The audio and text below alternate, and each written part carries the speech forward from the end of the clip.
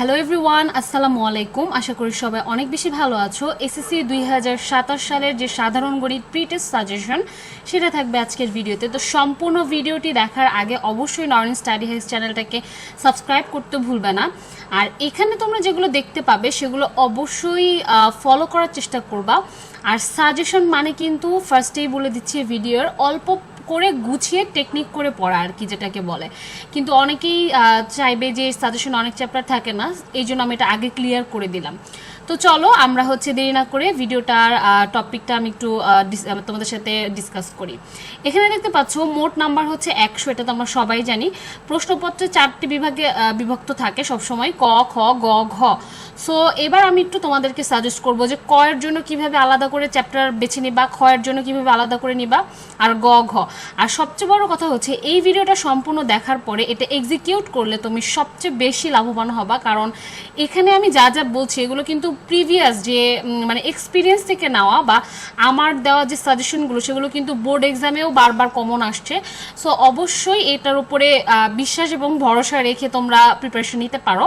তো এখানে ফার্স্টে দেখতে পাচ্ছ হচ্ছে ক বিভাগে। এই বিভাগে গুরুত্ব দাও, কারণ নিচের অধ্যায়গুলোতে যেগুলো আমি বলছি সেটা শোনো।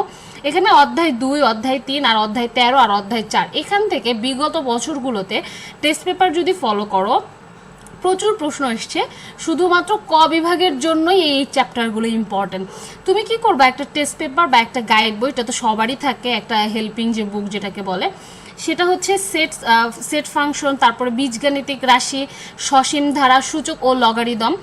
এইখানে তুমি মানে ক বিভাগের প্রশ্নগুলো তোমার এমসিকিউ মানে সিকিউ এর জন্য এটা খুব ইম্পর্টেন্ট। তোমার যদি সিকিউ থাকে ওখানে 60টা, তুমি এখান থেকেই কমন পেয়ে যাবা 6টার মতো।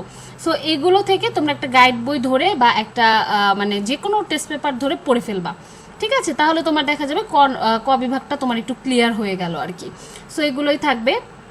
এরপরে দেখো এই অধ্যায় 2 থেকে কিন্তু তোমরা একটা সিকিউ অবশ্যই কমন পাবা, মানে একটা সিকিউ খুব ভালোভাবে কমন মানে করতে পারবা। আর এখানে দেখো অধ্যায় 3 বীজগাণিতিক রাশি, এটাও কিন্তু সিকিউর জন্য অনেক বেশি ইম্পর্টেন্ট একটা চ্যাপ্টার। আর এখানে দেখতে পাচ্ছ অধ্যায় 13 সসীম ধারা, এটা তো খুবই ইজি। মানে আমি যে চ্যাপ্টারগুলো তোমাকে দিলাম এখানে তুমি একটা কমন পাবা মিনিমাম, কনফার্ম, একদম শিওর। কিন্তু তুমি এখান থেকে 2টাও কমন পেতে পারবা আর কি। যেমন এখানে একটু মিক্স করে আসতে পারে, 2টা তো তোমরা পাবাই, মানে আমি বলতেছি একটা করে পাবা কিন্তু 2টাও পাবা আর কি, এরকম। সো ক বিভাগের জন্য আমরা এই চ্যাপ্টারগুলোকে খুব সুন্দর মতো ফোকাস করব, স্টাডি করব। আর স্টাডি করার একটা সিম্পল ট্রিক শিখিয়ে দিই, সেটা হচ্ছে অধ্যায় ভিত্তিক টেস্ট পেপারে গিয়ে 10টা করে সিকিউ সলভ করে ফেলবা সবগুলো অধ্যায় থেকে। দেখবা যে হচ্ছে সব বোর্ড মিলিয়ে আর কি, শুধু ঢাকা বোর্ড করবা এরকমটা না, সব বোর্ডের থেকেই পিক করবা আর কি। তো দেখা গেছে আমাদের এখানে দেখতে পাচ্ছ অধ্যায় 4 সূচক ও লগারিদম, এখান থেকে কোনো চ্যাপ্টার বাদ দিতে পারবে না, কারণ অনেক সময় এটা কি অ্যাডজাস্ট করে কোশ্চেন করে, যে ক্ষেত্রে তুমি একটা অধ্যায় বাদ দিবা আর একটা করবা, এভাবে কিন্তু হবে না। সো নেক্সটে চলে যাই খ বিভাগের জন্য। দেখো খ বিভাগের বিষয়টা পুরোটুকুই জ্যামিতিক। তো জ্যামিতিতে আমরা অনেকেই খারাপ, মানে অনেকেই জ্যামিতি একদম ধরতে বেশিরভাগে ভয় পাই। তো তাদের জন্য বৃত্ত চ্যাপ্টারটা কিন্তু অনেক ইজি, কারণ বৃত্তের খুব বেশি আঁকাআঁকি থাকে না। আর এখান থেকে খ বিভাগে কিন্তু আমরা একটু ঘাবড়ে যাই, কিন্তু এই বৃত্ত তাদের জন্য অনেক ইজি যারা সারা বছর পড়েছে, একটা সিকিউ আসবেই। হ্যাঁ, এখান থেকে কখনোই সিকিউ বাদ যায় না। অধ্যায় 8 বৃত্তর জন্য। তারপর এখানে দেখতে পাচ্ছ ব্যবহারিক জ্যামিতি, এখান থেকেও সিম্পল কোশ্চেন আসে, খুব বেশি টাফ করে না। রেখা, কোণ ও ত্রিভুজ, এটা হচ্ছে অধ্যায় 6, এখান থেকেও একটা সিকিউ তোমার আসবে, কিন্তু মিনিমাম তোমার এখান থেকে 3টা সিকিউ মানে কমন চলে আসবে এই 3টা চ্যাপ্টার তুমি যদি পড়ো। আর কেন বললাম যে এই 3টে চ্যাপ্টারই পড়তে হবে, কারণ এখানে তুমি যদি একটা বাদ দাও, দেখা গেল ক খ করবে অধ্যায় 6 থেকে, আর 7 নাম্বার মানে গ নাম্বার কোশ্চেনটা করবে হচ্ছে অধ্যায় 7 থেকে। তো একটু মিক্স আপ করে আসতে পারে, এই জন্য যেগুলো বেশি বেশি ইম্পর্টেন্ট। আর এই বৃত্ত চ্যাপ্টার যেটা আমি বলতেছি, তোমরা যদি সারা বছর একটু টুকটাক পড়ে থাকো তাহলে এটার প্রতি একটু বেশি ফোকাস দিবা, এখান থেকে কিন্তু কোশ্চেন থাকবেই। মানে মিনিমাম তোমার খ বিভাগ থেকে 2টা সৃজনশীল অ্যান্সার করতেই হবে। সো তোমার এই 3টা চ্যাপ্টার একটু ভালো করে পড়তে হবে।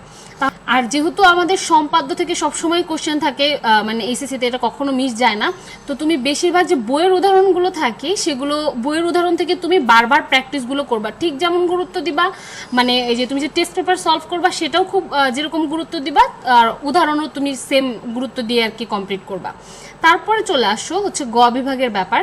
এই গ বিভাগটাও একটু একটু যারা একটু সারা বছর একটু কম পড়ালেখা করে তাদের জন্য একটু বেশি কঠিন, কিন্তু এই 3টা চ্যাপ্টার থেকে যদি তুমি সহজ একটা চ্যাপ্টার আমাকে পিক করতে বলো তাহলে হচ্ছে অধ্যায় 10 দূরত্ব ও উচ্চতা। এখান থেকে কিন্তু একটু ট্রিক বুঝলেই এখান থেকে খুব তাড়াতাড়ি সৃজনশীল মানে অ্যান্সার করা যায়। যাদের পড়া নেই তারা দূরত্ব ও উচ্চতাটা কিন্তু 3 দিন যদি তুমি সৃজনশীল সলভ করো কারো হেল্প নিয়ে তুমি এই চ্যাপ্টারটা পারবা খুব সুন্দর মতো। আর আমি বলবো যাদের হচ্ছে পরিমিত অধ্যায়টা পড়া নাই, একদম সারা বছর পড়া নাই, তারা পড়ই না, এটার পড়ার কোনো দরকার নাই, কারণ এটা তুমি এই কয়েকদিনে পড়ে কখনোই কভার করতে পারবা না। কিন্তু অধ্যায় 9 মাস্ট পড়তে হবে আর অধ্যায় 10 মাস্ট পড়তে হবে, কারণ এই 2টা চ্যাপ্টার থেকে মিলিয়েও কোশ্চেন আসে। সো এই গ বিভাগের জন্য প্রস্তুতি নিতে হলে যদি যারা হচ্ছে মানে অনেক ভালো একটা মানে রেজাল্টের প্রত্যাশা আছে, পরিমিতি আগে থেকেই করেছে, তারা প্র্যাকটিস করবা। আর যারা হচ্ছে A+ চাচ্ছ একটু শর্টকাটে তারা অবশ্যই 9 চ্যাপ্টারটা আর 10 চ্যাপ্টারটা পড়বা। আর এখানে ত্রিকোণমিতিক অনুপাতের যে বইয়ের উদাহরণগুলো আছে এগুলো অনেক ইম্পর্টেন্ট, আর হচ্ছে অধ্যায় 10-এর যে বইয়ের উদাহরণ সেটা অনেক ইম্পর্টেন্ট। এখান থেকে তুমি ইজিলি 2টা সিকিউ মানে তুমি অ্যান্সার করতে পারবা। তুমি অ্যান্সার যেহেতু তোমাকে করতে হবে সেহেতু অধ্যায় 9 আর অধ্যায় 10 এই 2টা কখনোই বাদ দিতে পারবা না, কারণ এখান থেকে মিক্স আপ কোশ্চেন আসে। আর অধ্যায় 9 থেকে একটা সিকিউ তোমার থাকবেই, আর অধ্যায় 10 থেকে তো অবশ্যই থাকবে, অনেক সময় মিলিয়েও আসতে পারে। সো এই 2টা চ্যাপ্টারে বেশি ফোকাস করব।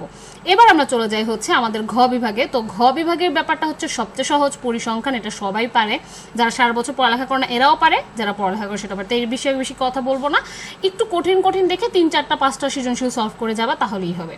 আর এইবার আমি তোমাদের জন্য যেটা বলবো সেটা হচ্ছে এমসিকিউ এর সাজেশন। বইয়ের এমসিকিউ এবং গাইডের এমসিকিউ অনুশীলন করা অতীব গুরুত্বপূর্ণ। এখানে তোমাদের বইয়ের এমসিকিউ দেখবা যে প্রত্যেকটা চ্যাপ্টারই 6টা 7টা 10টা 9টা এরকম করে থাকে, সবগুলো একটা প্যাক করে সুন্দর করে একদিন শুধু এমসিকিউ পড়ে ফেলবা। আর দেখা গেছে তোমাদের যে গাইড বইটা থাকে সেখানেও অনেকগুলো এমসিকিউ থাকে, সেগুলোও সলভ করবা। তারপরে হচ্ছে কিছু এমসিকিউ থাকে হচ্ছে টেস্ট পেপারে, যেগুলো বোর্ডে অসংখ্যবার এসেছে, এরকম এমসিকিউগুলো সলভ করে ফেলবা। তাহলে তুমি 3 ধাপে যদি এমসিকিউ সলভ করো এর বাইরে কিছুই আসবে না, হয়তো সেই ধারণা থেকে তোমাকে একটু সৃজনশীল কোশ্চেন করতে পারে। এমসিকিউতে খুব একটা বেশি সৃজনশীলতা তারা দেখায়ও না। সো এখানে তুমি অনেক ভালো একটা মার্কস মানে তুলে নিতে পারবা, আর প্রত্যেকটা চ্যাপ্টার থেকেই তুমি এমসিকিউ সলভ করবা। আর তুমি যদি পরিমিতি চ্যাপ্টারটা স্কিপ করতে চাও সেটা করতে পারো, কারণ ওই একটা চ্যাপ্টার থেকে নাও আসতে পারে, বা আসলেও 1-2টা হয়তো আসবে, বাট প্রত্যেকটা চ্যাপ্টার থেকেই কিন্তু আমাদের এমসিকিউ আসে।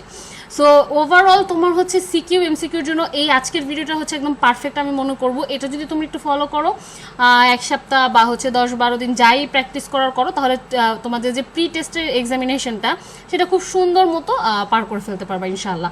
আর আজকের ভিডিওটি যদি ভালো লেগে থাকে অবশ্যই আমার চ্যানেল নয়ন স্টাডি হ্যাক্স এবং আমার ফেসবুক পেজ ভিজিট করে ফলো করে আসবা। হচ্ছে পরীক্ষার যেহেতু এটা হচ্ছে প্রি টেস্ট, তো প্রি টেস্ট অনেক সময় হয় হচ্ছে বইয়ের উদাহরণগুলো হুবহু সৃজনশীল আকারে দিয়ে দেয়, হয়তো 2-একটা ডিজিট চেঞ্জ করে দিবে। তো অবশ্যই সব চ্যাপ্টারেই বইয়ের উদাহরণগুলো কমপ্লিট করার ট্রাই করবা, বিশেষ করে ত্রিকোণমিতি তো আছে, বীজগণিত আছে, মানে সব কিছু একটু উদাহরণগুলো একটু বেশি ফোকাস করবা আর কি।